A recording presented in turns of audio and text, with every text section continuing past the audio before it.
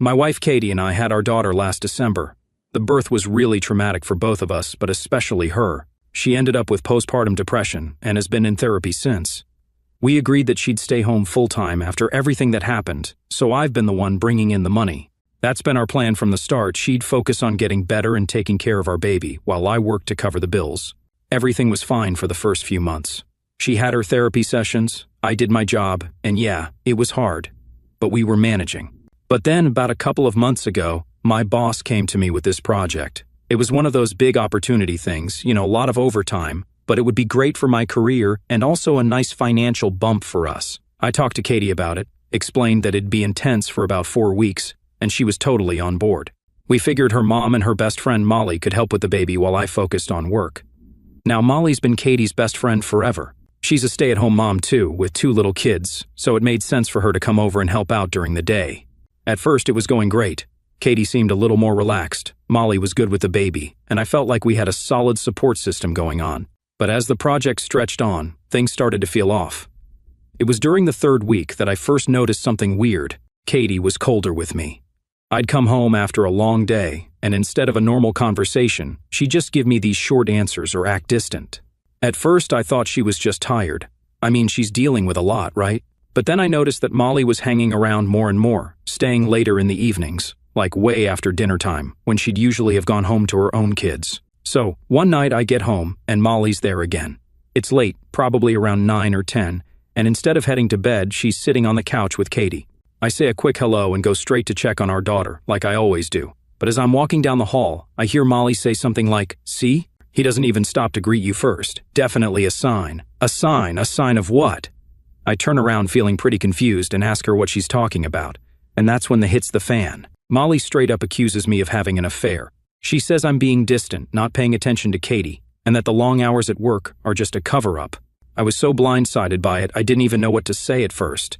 Then she goes on, saying that I must hate Katie now because she has postpartum depression and gained weight from the pregnancy. And that's why I'm supposedly cheating. I just stood stunned, like, how did we get here? I turned to Katie, thinking she'd laugh it off or tell Molly to stop being ridiculous, but instead, Katie starts crying. Not just a few tears, full-on sobbing. Molly standing there, arms crossed, looking all self-righteous, and then she demands to see my phone. She said that if I wasn't hiding anything, I should have no problem handing it over.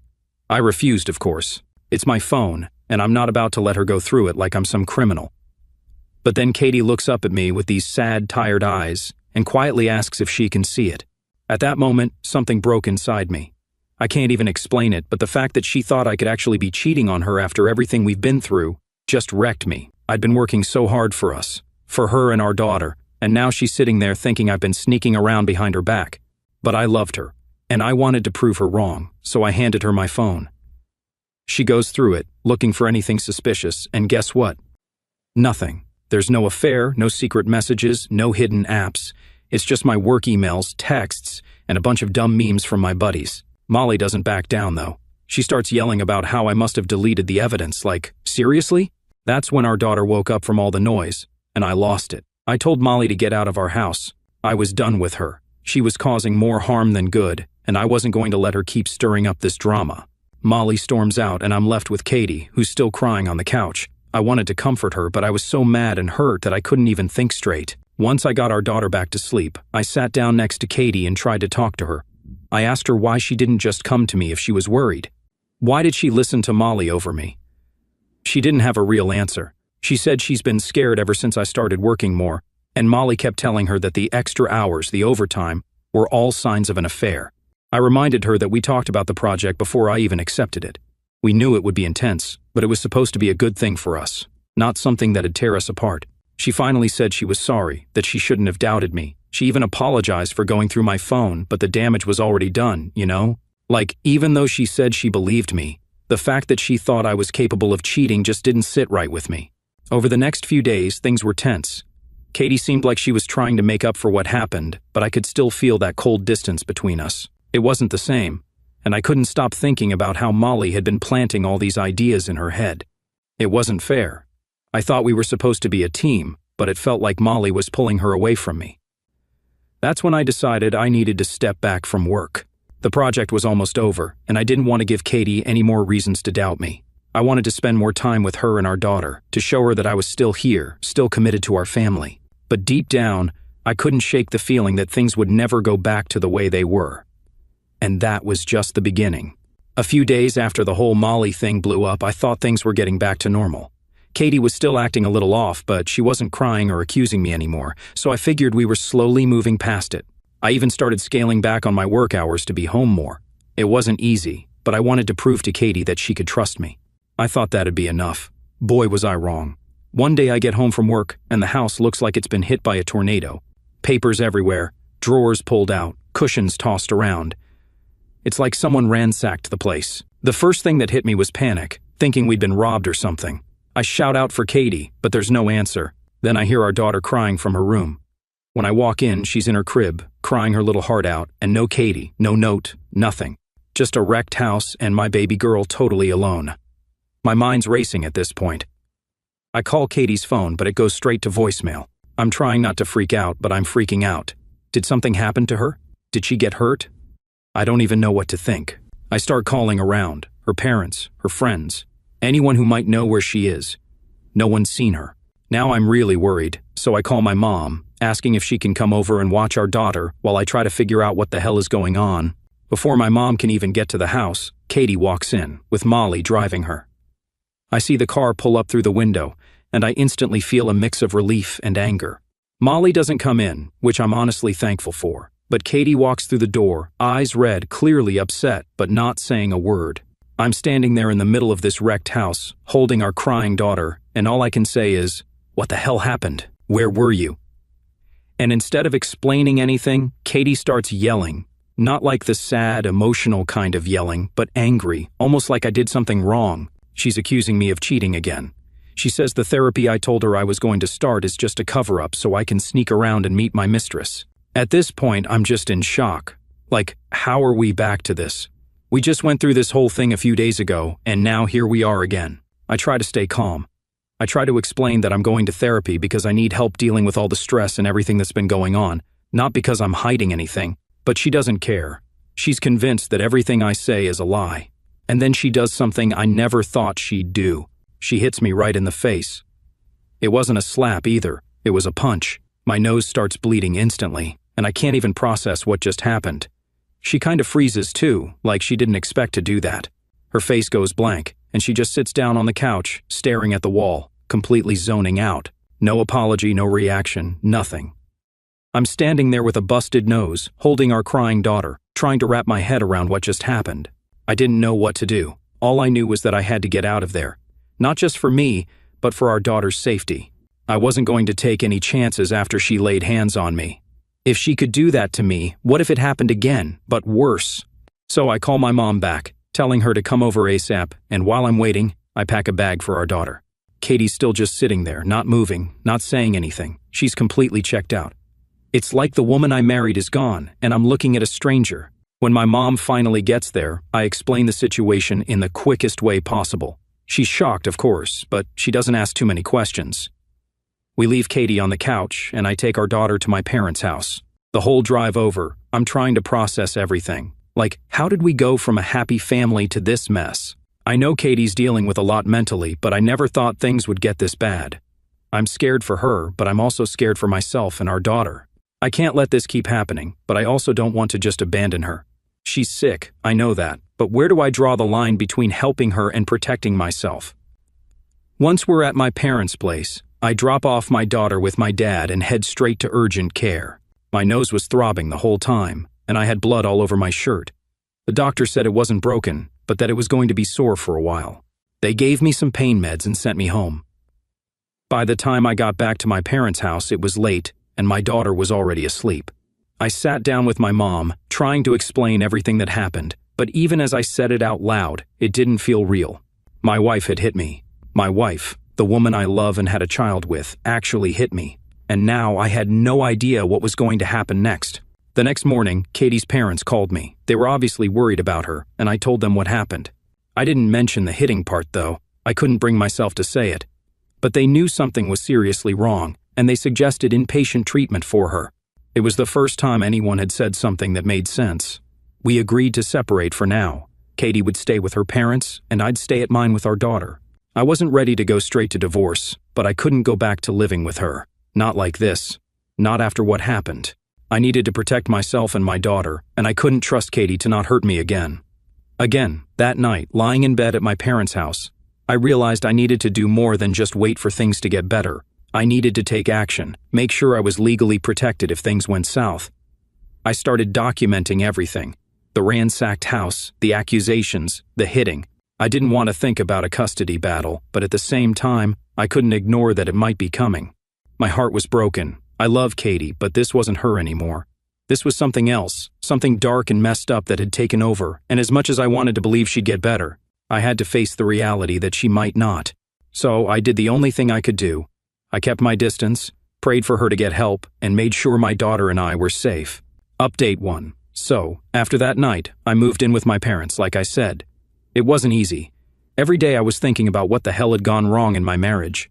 Katie and I had always been close, and now it felt like I didn't know her anymore. I was trying to focus on my daughter, but it was hard with everything going on. The house, the accusations, the fact that she hit me. It was all just too much. A few days go by, and I haven't heard much from Katie. Her parents were doing their best to get her some help, but they were worried too. They didn't know how to handle this any more than I did. My mind was going back and forth, trying to figure out if there was a way to save my marriage. Maybe if Katie got the right treatment, she could come back from this. But the longer I thought about it, the more I realized that I needed to protect my daughter. That had to be my priority. One night, maybe 4 or 5 days after I moved out, I'm just sitting at my parents' house, playing with my daughter, when I get a call from Katie's dad.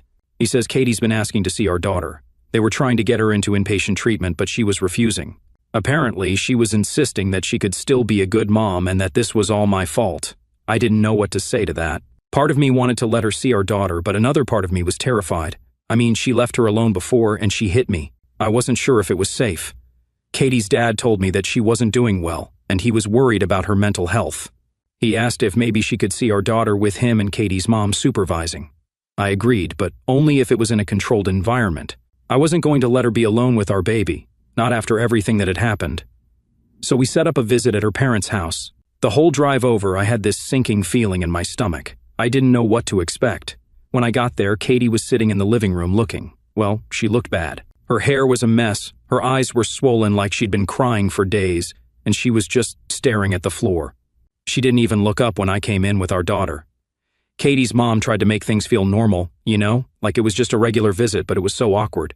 I sat on the other side of the room, holding our daughter, while Katie's parents tried to get her to talk. She didn't say much, just a few words here and there, mostly about how she missed our daughter and how this was all my fault. I could see her mom getting uncomfortable, but she didn't say anything. They were obviously walking on eggshells around Katie. The visit was only about an hour, but it felt like forever. I was relieved when it was over. Katie barely interacted with our daughter at all. She just kept staring at her and then back at me, like I was the enemy. I tried to talk to her, to ask if she was going to get help, but she just ignored me. Her dad finally stepped in and said it was time to wrap things up, and I was out of there as fast as I could. On the way back home, my phone buzzes. It's a text from Katie. She's angry again, accusing me of turning our daughter against her, saying I was keeping her away on purpose. I didn't even respond. I couldn't. There was no reasoning with her at this point. Every time I tried to explain myself, it just made things worse. Then, a couple of nights later, something crazy happens. It's late, probably around midnight, and I'm about to head to bed when I hear a knock at the door. My heart sinks because I've got a bad feeling about who it could be. I peek through the window and sure enough, it's Katie. She's standing there looking frantic with Molly by her side. I open the door just a crack and ask what's going on. Katie starts yelling, saying she wants to take our daughter, that she's her mother and has every right to have her back. I can barely get a word in before she's pushing at the door, trying to get inside. I stand my ground, telling her she can't just show up like this in the middle of the night and demand to take our daughter. Molly, of course, is egging her on, telling her that she should call the cops on me, that I'm keeping Katie from her child. At this point, I've had enough. I tell both of them that they need to leave before I call the police myself. Katie's still trying to push her way in, and Molly's standing there throwing accusations at me like she's some kind of lawyer. Finally, my dad comes to the door. He's a calm guy, but when he saw what was happening, he stepped in and told them to leave. He was polite but firm, and that seemed to finally get through to them. Katie backs off, and Molly, for once, doesn't say anything. They leave, but not before Katie screams at me that this isn't over. After they left, I just stood there trying to process what had just happened.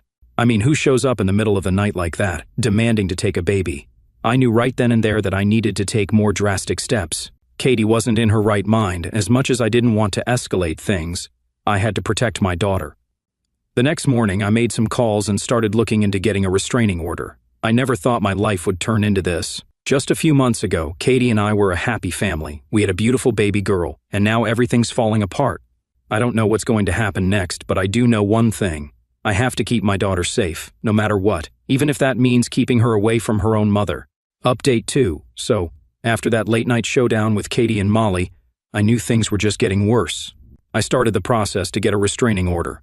I didn't want to, but I felt like I didn't have a choice anymore. Katie's mental state wasn't stable, and I couldn't risk her showing up at my parents' house in the middle of the night again, demanding to take our daughter. A few days go by and things are mostly quiet. I wasn't hearing much from Katie or her parents, and I was trying to keep it that way. I was focused on taking care of my daughter and just keeping some kind of normalcy in my life. Then, out of nowhere, I get a call from Katie's mom. She sounds panicked, which immediately puts me on edge. She says Katie's been getting worse, that she's refusing to eat, refusing to talk to anyone, and just sits in her room all day. I ask if she's been to the hospital yet, and her mom says they've tried, but Katie's refusing any kind of help. Now she's asking for our daughter again, saying that seeing her will fix everything. Hearing that made my stomach drop. I told her mom straight up that I couldn't let Katie see our daughter right now, not in the state she was in. Her mom understood, but she was clearly desperate. She started crying on the phone, telling me she didn't know what else to do. I felt awful, but I had to stick to my guns. Our daughter's safety was my #1 priority. Not long after that, I get a knock on my door. I wasn't expecting anyone, so I peeked through the window, and it's Molly. Yep, her again. She's standing there with this smug look on her face, like she knows something I don't. I open the door just enough to talk, but don't invite her in. I wasn't in the mood for whatever game she was playing. Before I can even say anything, she starts talking. She says Katie's been telling her all about how I'm keeping her baby from her, and that she's going to take action if I don't let her see our daughter soon. I tell Molly that Katie isn't well right now, and that it's not safe for our daughter to be around her. Molly smirks and says, "You know she's still her mother, and a mother has rights. You don't want this to go to court, do you?" I was so pissed off at this point, but I kept my cool. I told her that Katie's mental health is the main concern, and that's why I can't let her see our daughter until she gets help. Molly gives me this nasty grin and says, "Maybe it's you who needs help. I bet a judge would love to hear about how you've been handling things." That's when I shut the door in her face. I wasn't going to entertain her manipulations anymore. I knew Molly was just trying to get under my skin, and I wasn't falling for it. But I couldn't shake the feeling that she wasn't bluffing about going to court. A few days later, I get another call, but this time it's from Katie herself. Her voice is shaky and she's crying. She says she's sorry for everything, that she knows she's been acting crazy, and she just wants to make things right. I'll be honest, part of me wanted to believe her. I wanted to believe that she was finally realizing she needed help and that we could fix things, but deep down I didn't trust it. The way things had escalated, it just didn't seem like something she'd come to on her own. It felt like another manipulation. Still, I told her I was glad she was apologizing and asked if she was ready to go to the hospital. That's when the conversation flipped. She started crying harder and saying she didn't need a hospital. She just needed our daughter, that our daughter would make everything better. She even said that once she had her back, I could move back in and we could be a family again. It was like everything came crashing down in that moment. I realized she didn't want help. She just wanted to control the situation, and our daughter was her way of doing that. I told her I couldn't let her see our daughter right now and that she needed professional help, and then she lost it. She started screaming at me over the phone, saying I was stealing her child, that I was turning everyone against her, and that I was a terrible father. I tried to calm her down, but it was useless. She was completely out of control. I hung up the phone feeling a mix of anger, sadness, and just plain exhaustion. How did it get this bad? How did we go from a happy family to this disaster? The next day, I got a call from Katie's dad. He told me they were finally taking her to the hospital. Apparently, after that phone call with me, she had another breakdown, and they had no choice but to admit her. I didn't know if I should feel relieved or guilty. I didn't want her to suffer, but I knew this was the only way she'd get better. A few days passed, and things were quiet again. Katie was in the hospital getting the help she needed. I was finally starting to feel like maybe things were going to settle down. Maybe we could all heal from this. But then, just when I thought things were calming down, I got hit with something I didn't expect at all. Katie's parents called me again, but this time it wasn't to give me an update on her condition. It was to tell me that Molly had filed a restraining order against me. I couldn't believe it. After everything she'd done, manipulating Katie, trying to break up our family, now she was turning the tables and making me the villain. Apparently, Molly claimed I had been emotionally abusive toward Katie and that I was a danger to both Katie and our daughter. It was all complete bullshit, but the fact that she'd gone to this length was insane to me.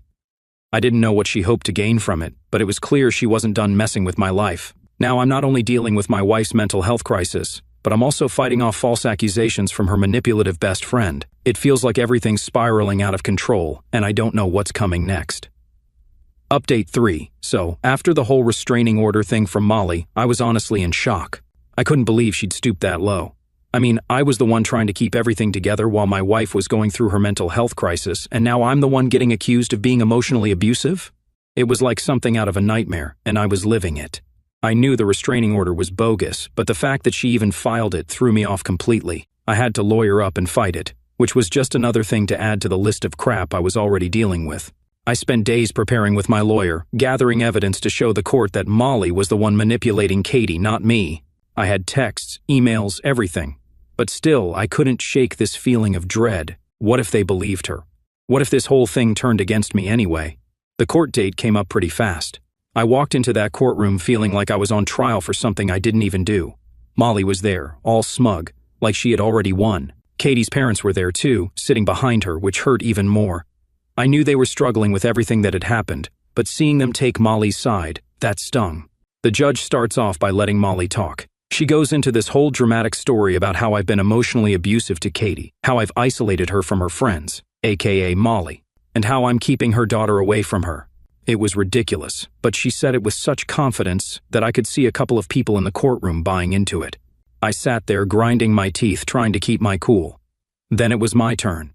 My lawyer went through everything, the texts, the emails, the timeline of events. We showed how Molly had been interfering in my marriage, how she'd convinced Katie I was cheating, how she'd escalated things to the point where Katie had a mental breakdown. I even had witnesses, people who knew Molly and knew how she operated, who could back up what I was saying. We laid it all out there, no stone unturned, and guess what? The judge saw right through Molly's lies. The restraining order was thrown out, and Molly was visibly pissed. She stormed out of the courtroom without even looking at me. Katie's parents, though, they just sat there looking defeated. I don't think they knew what to believe anymore. But even with that little win, it didn't feel like a victory, not really. I was still dealing with the fallout of everything. Katie was still in the hospital, and I hadn't heard much about how she was doing. Her parents stopped contacting me after the restraining order incident, and I was starting to feel completely cut off from that side of my life. All I had left was my daughter, and I was doing everything I could to keep her safe. A couple weeks later, I got the call that changed everything. It was Katie's mom. She sounded different, not panicked like before, but more calm, and that scared me. She told me that Katie had been asking to see me, that she wanted to talk. I wasn't sure what to expect. Was she getting better? Did she want to apologize? I didn't know, but I agreed to go, more for closure than anything else. So, I show up at the hospital, nervous as hell. I hadn't seen Katie in weeks, and the last time we spoke, it didn't exactly go well. When I walked into her room, she looked better. Still not herself, but definitely more put together than the last time I saw her. She didn't look at me right away. She was just staring out the window, like she was lost in thought. Finally, she turned to me and said, "I'm sorry. It caught me off guard." After everything that had happened, hearing her apologize was the last thing I expected. I didn't know what to say, so I just sat there, waiting for her to continue. She told me she didn't know what was real anymore, that Molly had filled her head with so many lies that she started to believe them, even when part of her knew they weren't true. She admitted that she felt ashamed of how she treated me, but that she still couldn't understand why I had taken our daughter away. That's when I had to explain everything again, as gently as I could. I told her that it wasn't about me trying to hurt her, but about protecting our daughter. I reminded her of the night she hit me, the night she left our daughter alone in the house. She started crying, saying she didn't remember half of it, that her mind was so foggy back then. It was hard to hear, but I could tell she was being honest. Then she said something that really hit me. "I don't think I can be a mom right now." It was like a punch to the gut, but at the same time, it was a relief. For so long, I'd been holding on to the idea that we could fix this, that Katie could get better and we'd go back to being a family. But hearing her admit that made me realize how far gone things were. She wasn't in a place to be a mother, and I had to accept that. We talked for a while longer, mostly about our daughter and what was best for her. Katie said she wanted me to have full custody, at least for now. She needed time to get better, and she didn't want to risk putting our daughter through any more instability. It was the hardest conversation I've ever had, but it was also the most honest.